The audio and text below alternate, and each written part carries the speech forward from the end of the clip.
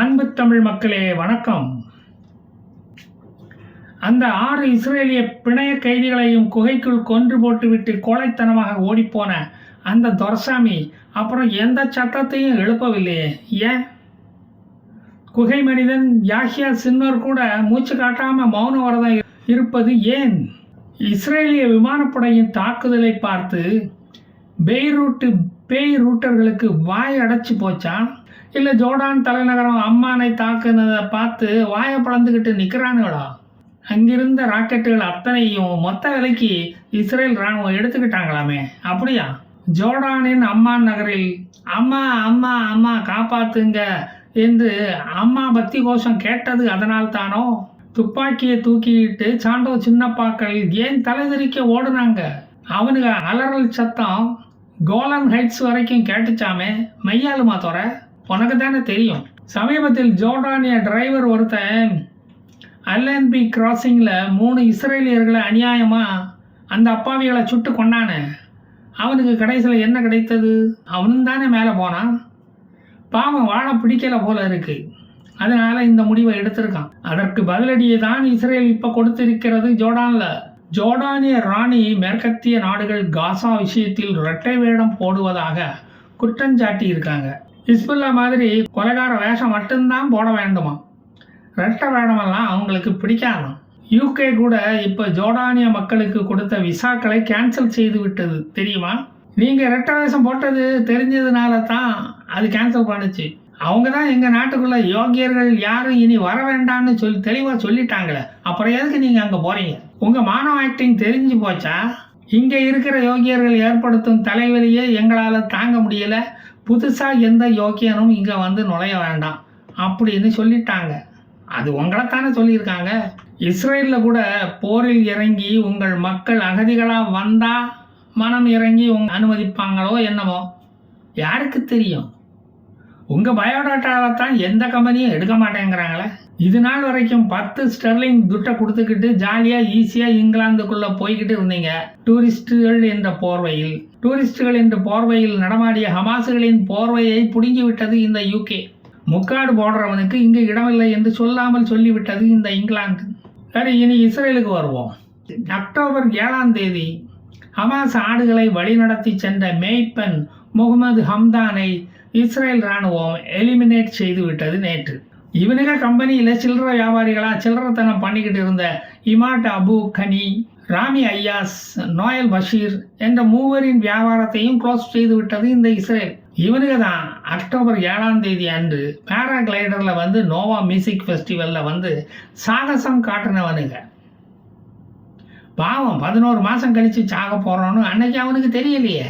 கான் யூனிஸ் ஏரியாவில் வெட்டியாக தெரிஞ்சுக்கிட்டு இருந்த பாலஸ்தீனர்களுக்கு இஸ்ரேல் இப்போ பணம் தூக்குற வேலையை கொடுத்துருக்கு.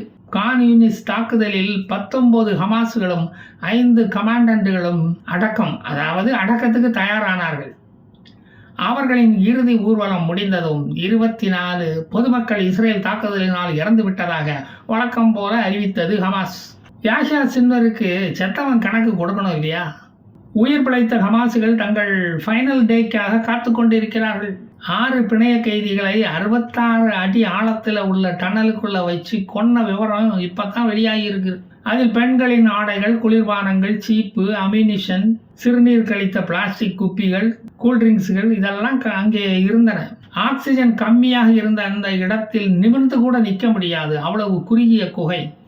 அதில் தான் 11 மாதங்கள் உயிர் பிழைத்து வந்திருக்கிறார்கள் இந்த இஸ்ரேலிய பிணைய கைதிகள். அந்த குகையை இஸ்ரேல் நெருங்கியதும் இவர்களுக்கு செய்வது அறியாது அவர்களை கொன்று போட்டுவிட்டு ஓடிவிட்டார்கள் இந்த கோழைகள். இதே போலதான் மற்ற கைதிகளையும் இவர்கள் அடைத்து வைத்து இருப்பார்கள் என்று இஸ்ரேல் இராணுவம் நம்புகிறது. அவர்களும் இதே துயரத்தை தான் அனுபவித்துக் கொண்டு இருப்பார்கள். இந்த விஷயங்களை அறிந்த நேத்தன்யாகு மிகுந்த கோபம் கொண்டார். உக்கிர தாக்குதலை தொடங்க உத்தரவு இட்டு விட்டார்.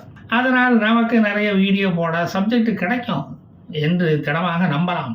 இனிமேல் இஸ்ரேலின் இன்டென்சிட்டி ஆஃப் அட்டாக் எப்படி இருக்கும் என்று நம்மை விட யாஹ்யா சின்வருக்கு நல்லாவே தெரியும். அதனால அவர் இப்போ ஒரு முடிவு எடுத்திருக்கிறாரு. அதை இந்த வீடியோவின் கடைசி பகுதியில் நான் சொல்கிறேன். ஒரே நேரத்தில் 6 நாடுகளை தாக்கும் வல்லமை உடையது இஸ்ரேல் என்பது அவர்களுக்கு தெரியும். குகைகளில் வாழும் இந்த சிம்பான்சிகளுக்கு முதலில் விடுதலை கிடைக்கட்டும், அப்புறம் காசா விடுதலையை பற்றி யோசிக்கலாம். ஹிஸ்புல்லா மாதிரி வயல்வெளிகளிலும் தோட்டத்திலும் விழுந்து வெடிக்கிற ஏவுகணைகளை எல்லாம் இஸ்ரேலுக்கு விட தெரியாது. குறிப்பாத்து துல்லியமா தாக்குவான் அவன். சமீபத்தில் கான் யூனிஸில் உள்ள அல் மவாசி என்ற பகுதியை அகதிகளுக்கான சேஃப் ஜோன் என்று இஸ்ரேல் அறிவித்தது. அகதிகள் எல்லாம் அங்கு வேகமாக சென்றார்கள். அப்பதானே சேஃப் ஜோன்ல போய் ஹமாசுகள் ரொட்டி துண்டுக்கு கியூல நிப்பான். அதுக்குத்தானே அப்படி அறிவித்தது இஸ்ரேல். அதை நம்பி ஏமாந்த ஹமாசுகளும் அகதிகள் வேஷத்துல ரொட்டி துண்டுக்கு கியூல போய் நின்னார்கள். இதுதாண்டா தக்க சந்தர்ப்பம், இதுதாண்டா தக்க சமயம்னு குறிபார்த்து வரிசையில் நின்றவர்களை போட்டு தள்ளியது இஸ்ரேலிய விமானப்படை. குண்டு விழுந்த இடத்தில் ஒரு பெரிய பள்ளமே விழுந்து விட்டது. அது அவங்களுக்கு ரொம்ப சௌரியமா போச்சு. பணங்களை அதுக்குள்ள அள்ளி போட்டுக்கிட்டு ஈஸியா மூடிடலாம். பாத்தீங்களா, இதுக்கு தான் கிட்னி வேணுங்கிறது. நாம எதிர்பார்த்த மாதிரியே அப்பாவி பாலஸ்தீனர்கள் இருந்த முகாம்களை தாக்கி இஸ்ரேல் குண்டு வீசி கொன்று விட்டார்கள் என்று அவர்கள் ஒப்பாரி வைத்தார்கள். ஏண்டா மூதேவி, நீ 3000 ராக்கெட்டுகளை ஒரே நேரத்தில் வீசி அப்பாவிகளை கொண்டது எல்லாம் பாவச் செயல் இல்லை. கொலைகாரனை இஸ்ரேல் கொண்டா அது அநியாயமா தெரியுதா உனக்கு? ரொட்டி துண்டுக்கு அலைஞ்ச ஹமாசுகளை கொன்னது தான் பாவம். பாவ புண்ணியத்தை பற்றி நீ பேசலாமா? ஹஜ் யாத்திரைக்கு போகிற தகுதியே இல்லாத நீ பாவ புண்ணியத்தை பற்றி பேசலாமா? நீ மெக்காவுக்கு போனா அங்க இருக்கிற அல்லாஹ் உன்னை பார்த்ததும் ஓடி போயிடுவான். ஐயா, கொஞ்சம் நஞ்சமாடா கொண்டு இருக்கீங்க. கசாப்பு கடைக்காரன் கூட கம்மியாக தான் கொண்டு இருப்பான். இஸ்ரேலியர்களுக்கு காஃபின் பாக்ஸ் ரெடியா இருக்குன்னு சொன்னியே, அதில் போய் படுத்துக்க. வெட்டி செஞ்சதுக்கு அதுதான் பரிகாரம் உனக்கு. வெஸ்ட் பேங்க்ல இருந்து இஸ்ரேலிய ராணுவம் வெளியேறியதும் ஏதோ இவனுக்கு தான் அடிச்சு ராணுவத்தை விரட்டின மாதிரி அல்லாஹு அக்பர் அல்லாஹு அக்பர்னு கூவிக்கிட்டு துப்பாக்கியை தோல்ல வச்சுக்கிட்டு தெருக்கள்ல திரிஞ்சானுங்க, நகர்வலம் போனானுங்க. இவன்களோட கோஷம் அப்பாவி மக்களையும் தொற்றி கொண்டது.